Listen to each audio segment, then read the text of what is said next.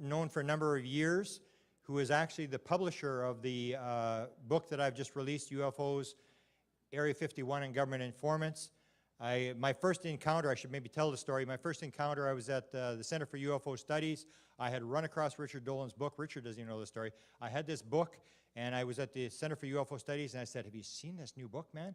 I'm in the index of his book, and I'm looking at all the presidents. He's got this president's story, this president. I'm going, man, this is the most amazing thing. He said, no, this is terrible. You know, like, what's this guy? New guy. And they had no interest in this book whatsoever. And now he's one of the main historians, the main guys who everybody looks up to get the information. But when he first started, I remember the reaction. It was like, get out of here with this stupid book. I mean, and I thought, you got to read this book. It's really good. So anyway, here's Richard, and I'm honored to be a friend of his and to be able to introduce him this evening.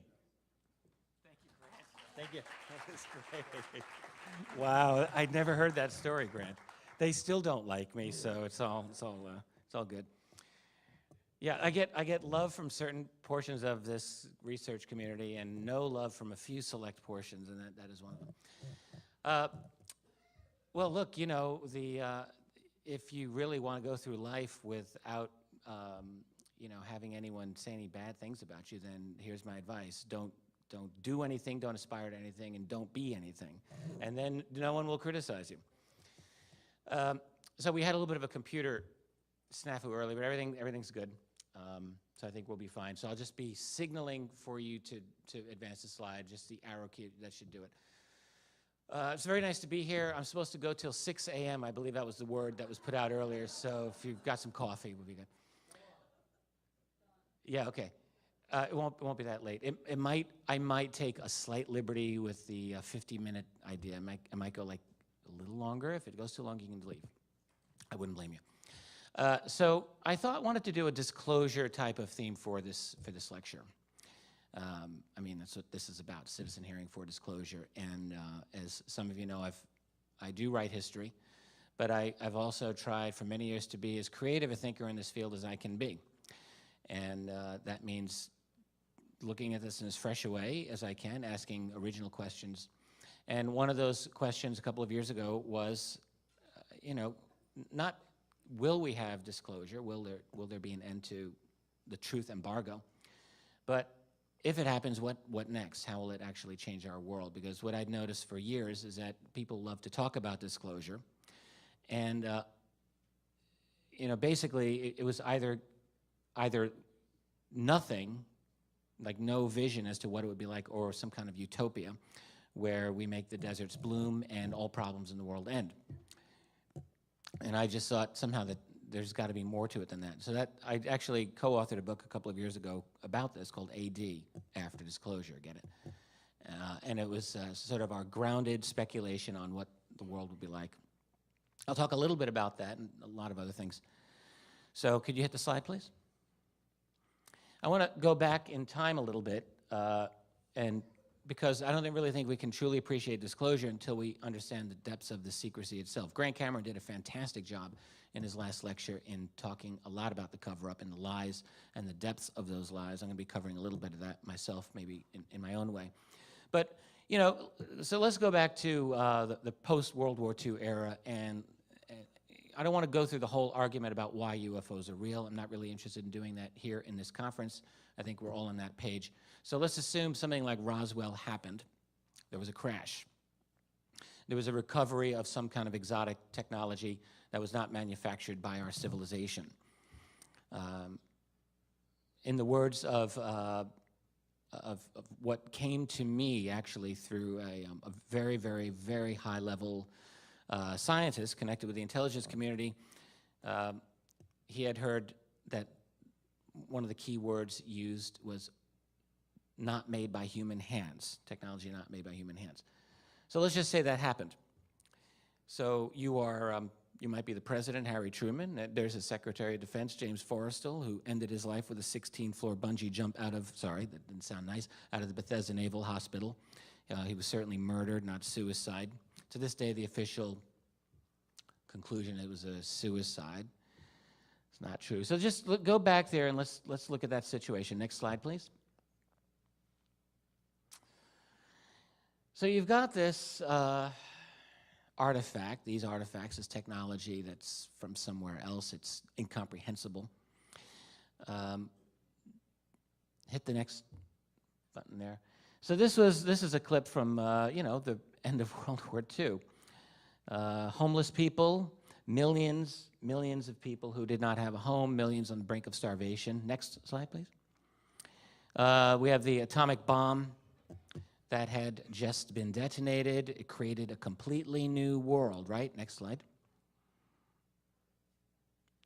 And right, the birth of the Cold War. So all of these things, it was a world that, yes, there was a great sigh of relief that the Germans, the Nazis had been defeated, the Japanese Empire had been defeated, but now we have all of these new problems, these new issues. And you've got this new thing now on your plate, these objects, these flying saucers, these maybe alien beings with incredible technology. Do you decide to tell the world about it? Next slide, please. You have another problem. You have the problem of oil. Look, the thing is, even a 10-year-old child can tell by looking at one of these flying saucers that they're not using gasoline to go around the block. They're using something better, whatever that better is, whether now we talk about zero-point energy or maybe nuclear fusion. There's maybe other even very exotic things out there.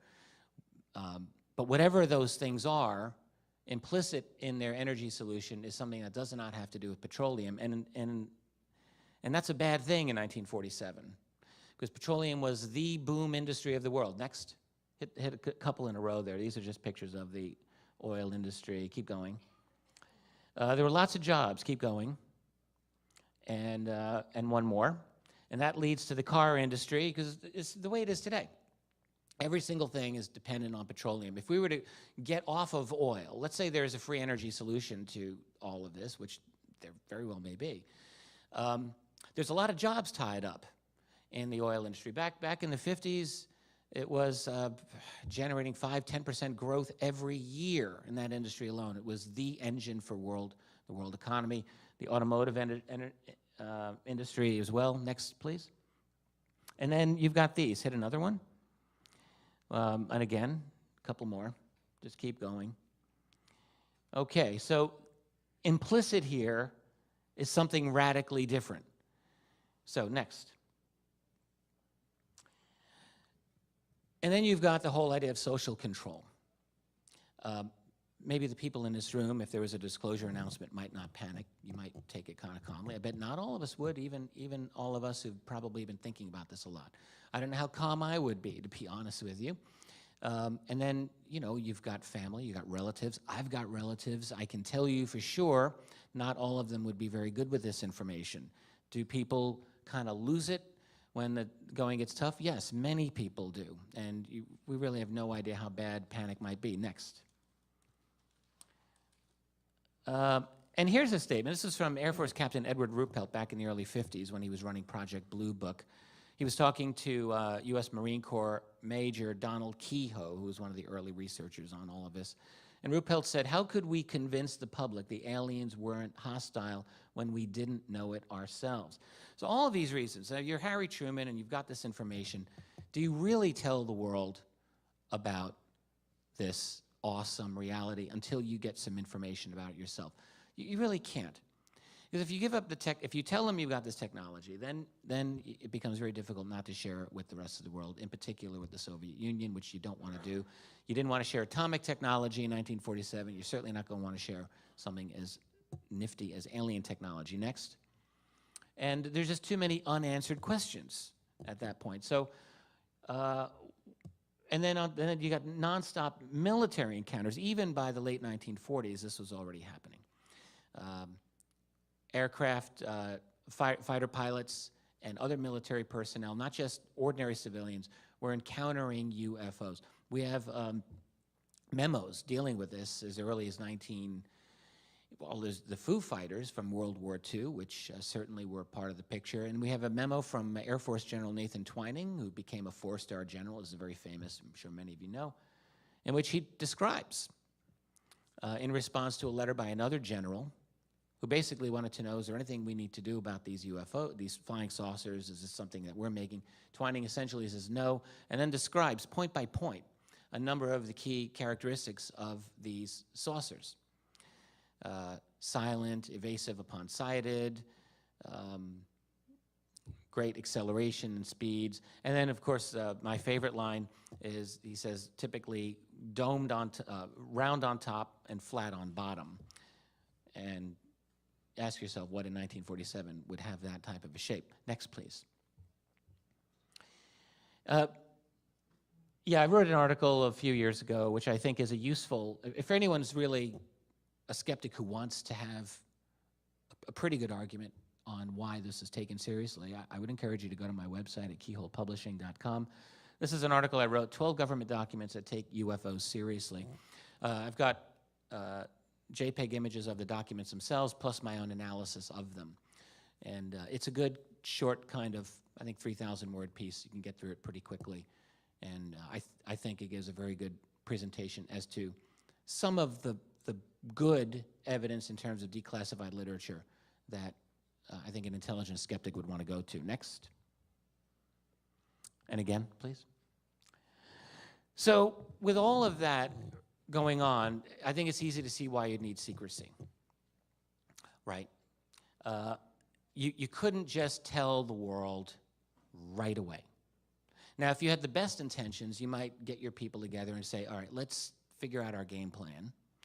We will consider telling the world maybe in a couple of years at some point, but we need information. So, but now you've got these artifacts to study, and that's going to be expensive. So how do you pay for that? Well, you can't really just tell Congress, we want some money set aside to study this ET technology, so you have to hide it. So you have to create a black budget. I've argued for years that students of the black budget, and I don't even know how many of them there are in our university system anyway, but I don't really think they have any true appreciation of just how important the UFO phenomenon is in the history of black budget America. I believe that it's not the only component, obviously, at the beginning, but I think it's an important component at the beginning. You have to go black, as it were, if you're going to study this quietly right from the beginning. It's expensive. One particular, I hate to talk about like secret sources that I have, but one particular individual I have who has a good deal of experience with this just said to me as a way of insight, it's very expensive, this type of program to study this technology, but he said the security is actually more expensive by a factor of 7 or 8 over the scientific R&D. In other words, and he didn't go into details about security, but I assume it's more than just guys with guns. There's got to be a built infrastructure, maybe underground. There's got to be money as well to manage the public, to manage academic world, media, political world. I think a lot of money passes through the system to keep everything nice and quiet and contained. And you have layers of secrecy. So if you're part of the ET program, let's just say, that's a program that would be nested within other programs. So you might leave house, say goodbye to your spouse, and you go to work and you check in, and let's say it's with the Navy. But then through the Navy, you've been recruited into another black program, so you check into that one. But then through that black program, then maybe you're in something related to this. So it's layers and layers. And this is, again, something that's been studied and commented on, and this is in the academic literature to some extent. So you have to have control. You need to control your mainstream media, the radio and newspapers. And we know that this has all been done through, in other areas. CIA's had very close relationships for years and years with all major media. Famously, what was it, CIA director? I think it was it not Helms? It was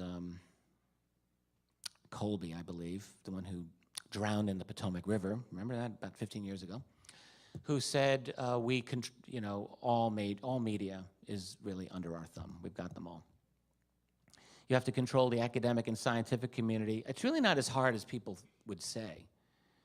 I think the academic community has a very, very unrealistic notion sometimes, at least I get the idea, of how independent it really is. Everything's dependent on grant money, first of all. So you've got to do that. And everything's dependent on getting tenure.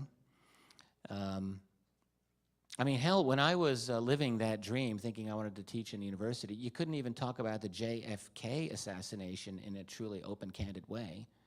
I mean, something that prosaic, relatively speaking. UFOs, it's impossible. But I think that the way that it works is that you have a few guard dogs, as it were, placed in the system. Back in the 1950s, one of the top ones was Donald Menzel, Harvard astronomer. You know, who's going to mug Donald Menzel in the academic world? The answer is nobody. So Menzel was the world's leading debunker of UFOs, and turns out he was very high level with NSA, a thing he bragged to President-elect John F. Kennedy about, trying to ingratiate himself with Kennedy when he got elected.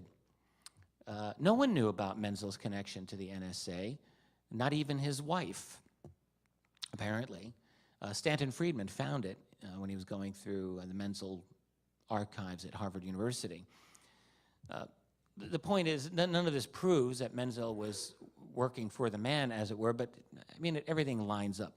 He had the connections to the highest level classified world, and here he is writing the most ridiculously bad, I mean, really, truly intellectually insulting debunkings of UFO phenomenon, utterly unworthy of a man of his intellectual stature. But so the point is, if some community college professor got interested in UFOs, there's Donald Menzel to smack him down. And I think this works within the media. It works within all established disciplines, where most people are not going to be heroes. They're not going to be Superman. They'll just go out and they want to do their job, and they don't want to make the waves anyway. And they don't really have the stomach or the ability to fight certain battles. We all know this. And then the other reason you need secrecy is you've got to have, you need a way to study this technology and all of the implications of what you're dealing with. And you can't do that with everyone looking over your shoulder. I mean, realistically. I can understand their situation. I mean, I'm not on their side, but I can understand why they would feel a need to hide all of what they do from the rest of us. Next slide, please. So I often think of secrecy as a big iceberg where all the action, most of the action is below the water. In terms of the information we have been able to get from our government on UFOs, or really probably a lot of things, most of the stuff that we have is just above the water. So you have public open sources at the top. Then you have sources that were once classified but are now declassified, so they're available for you. Then you have at the level is a classification called unclassified, which they're technically legal for you to get, but they're really hard to find, and you've got to be very, very good at obtaining them. And then you've got below the water, there's different levels. There's confidential and secret, then top secret, and then you've got a variety of compartmented types of top secret, SCI, and you got, and a lot of these are kind of mixed together because a lot of them would be within special access programs and unacknowledged special access programs, which don't exist except that they do exist, and waived, which means that they're waived from any kind of oversight, and so on. And then you go down to the private contractors and cliques, and what you find is that most of the black budget special access programs, or at least many of them, seem to be dominated, as far as we can tell, by private contractors much more than DoD personnel. And then at the bottom of the iceberg would be them, whoever they happen to be, these other beings. Let's not forget them. They're certainly not announcing themselves openly to us. Next slide, please. Him this evening. Thank you, Grant. Thank you. That was great. Wow, I'd never heard that story, Grant. They still don't like me, so it's all good. Yeah, I get love from certain portions of this research community, and no love from a few select portions, and that is one of them.